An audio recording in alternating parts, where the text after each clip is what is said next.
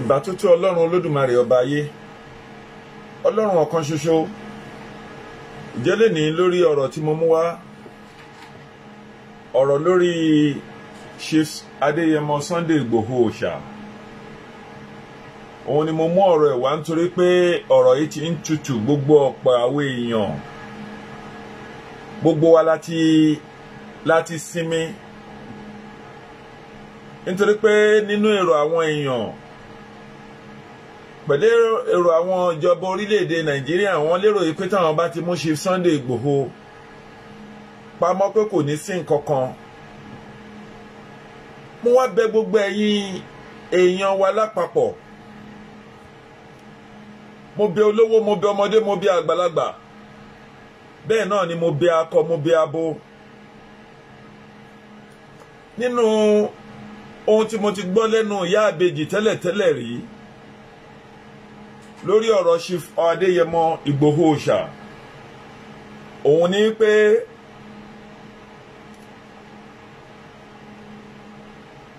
bàbá Ọbásanjọ́ ní iṣẹ́ púpọ̀ jù láti ṣe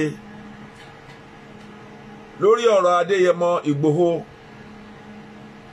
nítorí pé investment tí bàbá ní àti connection tí bàbá ní pẹ̀lú wọn nínú Republic of Benin ó tó láyé ọ̀tọ̀ láti tú olóyè Ìgbòho sílẹ̀. Mo wá fi àkókò yìí wá láti bẹ̀ bàbá wa Àrẹ̀mú Olúṣẹ́gun Ọbásanjọ́ Ẹbọrọ Òwu, ọkùnrin kókókó bí ìkókó ogi, ọkùnrin gìrìgìrì bí ẹni òjókù.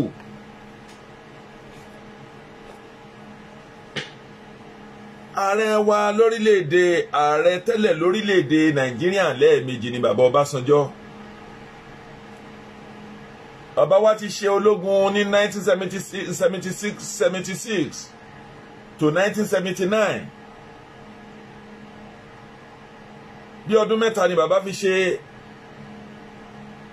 ìjọba ológun rí tẹ́lẹ̀ rí. Ìjẹ́ ní àkókò yìí bàbá dẹ̀ tún wá, bàbá tún ṣe ààrẹ orílẹ̀-èdè ilẹ̀ Nàìjíríà lẹ́ẹ̀mejì. Bàbá ní ọ̀pọ̀ connection tó pọ̀. Wọ́n á fi àkókò yìí bẹ̀ bàbá kí bàbá bá wa sọ sí ọ̀rọ̀ Chief Sunday Ìgbòho nílùú Republic of Benin nítorí pé ìjọba Nàìjíríà ti kóòtù ti dá Chief Sunday Ìgbòho láre. Kí ni ohun tó wá lè di Chief Sunday Ìgbòho mú lórílẹ̀‐èdè Republic of Benin? Ọ̀rọ̀ yìí ní ọwọ́ nú. Kò dẹ̀ sí nǹkan méjì tí Nigerian government ń ṣe bí ó ṣe wípé wọ́n mọ̀ pé àwa ọmọ Yorùbá pọ̀ púpọ̀ ní Republic of Benin. Wọ́n fẹ́ fi ọ̀rọ̀ yìí dá katakata sílẹ̀ láàrin wa. Wọ́n fẹ́ fi ọ̀rọ̀ yìí dá ìjà tó pọ̀ sílẹ̀ láàrin Yorùbá láàrin Republic of Benin. Àti pé tí Republic of Benin, mo bẹ̀ ààrẹ yín lórílẹ̀‐èdè Republic of Benin, mo fi alálẹ̀ Republic of Benin bẹ̀ yín, ẹ̀yin ọmọ Yorùbá tó ń bẹ ní Republic of Benin, ìbáà jẹ́ Faransé ni ìbáà jẹ́ gùn ni, ohun tó bẹ̀rẹ̀ láti Pópó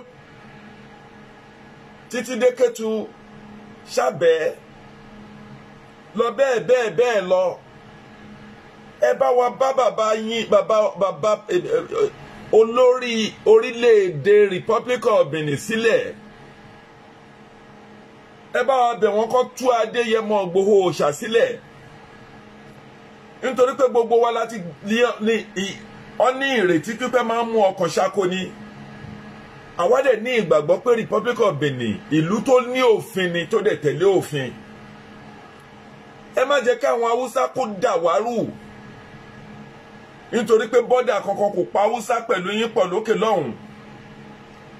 Ẹ má ṣe dá ogun sílẹ̀, ẹ má ṣe dá wàhálà sílẹ̀ láàrin wa. A bẹ̀ yín, ẹ jọ̀wọ́ ẹ bá wa tú Adéyẹmọ Ìgbòho Òòṣà, ẹ bá wa tú sílẹ̀. Ẹlẹ́ẹ̀kejì èyí tó tún tẹ̀lé lẹ́yìn bàbá wa Ọbásanjọ́ Ẹbọrọ Òwu, bó bá jẹ́ lẹ́tà ni tó bá jẹ́ tẹlifóònù ni, a ti sọ̀rọ̀ yìí ní ọjọ́ tó ti pẹ́ tẹ́lẹ̀, mo ti sọ nínú program nígbà tí wọ́n fi mú Chief Sunday Ìgbòho Òòṣà. ìyá àbèjì fi yé mi pé connection tí bàbá Ọbásanjọ́ tó ní lórí ọ̀rọ̀ Republic of Benin kì í ṣe kékeré. Wọ́n á fi àkókò yìí bẹ̀ bàbá wa Ọbásanjọ́, àrẹ̀mú ọkùnrin ńlá, láti bá wa lọ́wọ́ nínú ọ̀rọ̀ yìí. Ọ̀rọ̀ eléyìí kì í ṣe èébú, kì í ṣe ìjà. Lórí ọ̀rọ̀ Chief Adéyẹmọ Ìgbòho, bẹ́ẹ̀ náà ni lẹ́yìn bàbá wa yìí mo tún á bẹ̀ bàbá wa ikú bàbá yèyé kábíyèsí Moshood Foríadé, ẹ jọ̀wọ́ ẹ má dákẹ́, nítorí Adéyẹmọ Ìgbòho kò ṣẹ̀.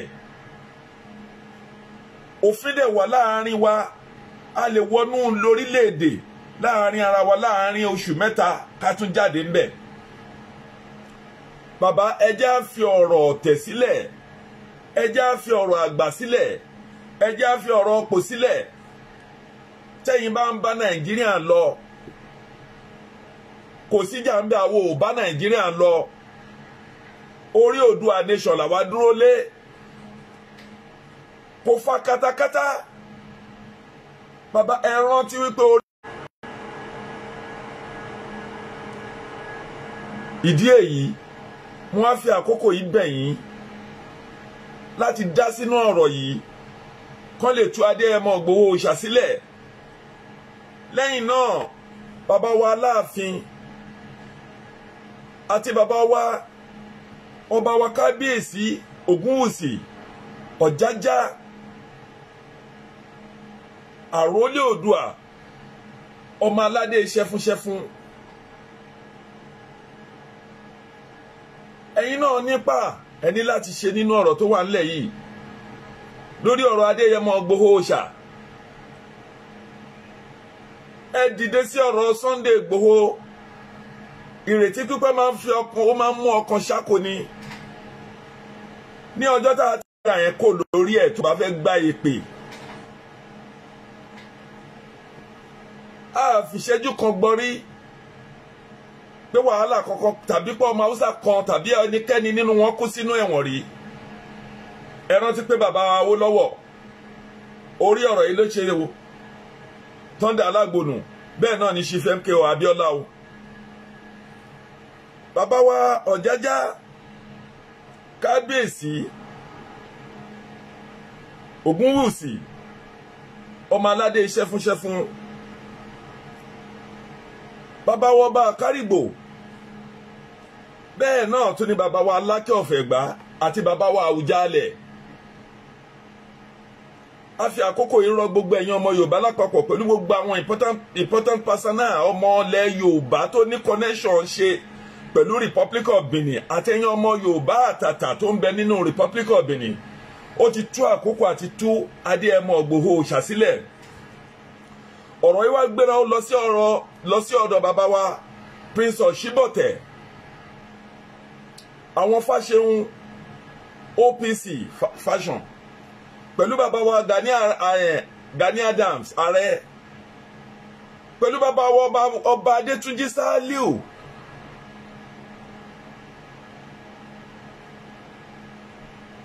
Gbogbo yín lẹ ní ṣe nínú ọ̀rọ̀ tó wà nílẹ̀ yìí.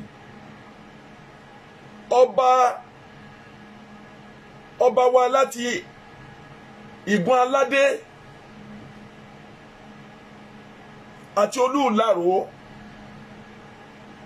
àti Olúùpókíá àti ọba Ọlọ́tà Odò, Ọlọ́tà Ọ̀fọ̀tà àti ọba wa Akran ní Bàdágìrì. Gbogbo ẹ̀yin ládéládé yìí ẹ dìde lórí ọ̀rọ̀ Sunday Ìgbòho Òòṣà láti sọ sí ọ̀rọ̀ yìí. Ẹ má jẹ́ kí ọ̀rọ̀ Ìgbòho kó wá di ohun tí a wà pẹ̀lú àwọn ará Republic of Benin tá a máa wá di ọ̀tá ara wa. Gbogbo kápátá ẹ bá ní òun ní ká ẹ dìde sí, nítorí ọmọ Haúsá kan àgbọ́pọ́n mú ọmọ Haúsá kan sínú pamọ́. Bí ọkọ pẹ̀lú ìyàwó bá dẹ̀ ń fẹ́ra wọn, tí ọkọ bá ní òun ò ṣe mọ́, ọ̀rọ̀ yóò fàjà. self determination tí a wà lórí ẹ̀ yìí a lẹ́tọ̀ọ́ sí láti ṣe ni, a lẹ́tọ̀ọ́ sí láti ṣe ni. Ìdí èyí mo bẹ̀ yín, mo fi gbogbo nǹkan bẹ̀ yín, ẹ bá wa dá sí ọ̀rọ̀ yìí, á ṣe é ṣe fún wa o. Ọlọ́run ní jẹ́ ká rí ohun tí ó dá. Adéyẹmọ Ìgbòho Òòṣà ó gbọ́dọ̀ kó nínú ààyè tó wà yìí ní kíákíá ní wàrà ìṣiṣà. Mo fìgbà kan bọ̀ nítorí pé lẹ́nu iṣẹ́ ni mo wà. Màá tún padà sórí program yìí tó bá yá. Thank you very much.